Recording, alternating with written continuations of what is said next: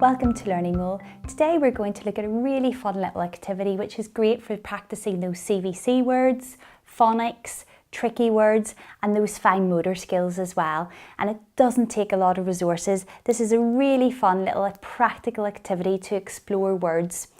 So all you need for this little activity is a pipe cleaner or a straw. I've used a pipe cleaner and I've actually stuck it to my table with a bit of sellotape, which just makes it a little bit sturdier and helps children when they're going to thread their straws on. Then I've got some plastic straws which I've cut up. You can use arch straws, the big long arch straws, or big thick paper straws, absolutely fine. And what I've done is I've stuck some letters onto my pieces of straw. You can also write them on with a permanent marker. And the idea is the children thread the pieces of the straws on with the letters to make words.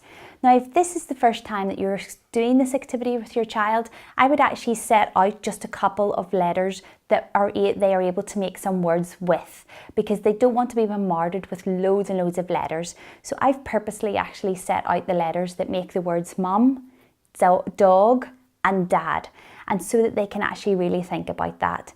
And all you're asking your child to do is to look at the letters that they've got. And again, I wouldn't bombard them with loads of letters. If you want them to focus on particular tricky words or particular sets of CVC words, then give them the letters that they can use to make those.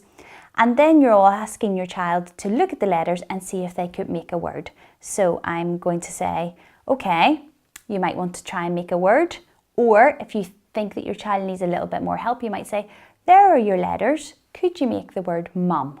So I found my M and I'm just going to thread it on. So there we've got the nice fine motor skills. So I've got M.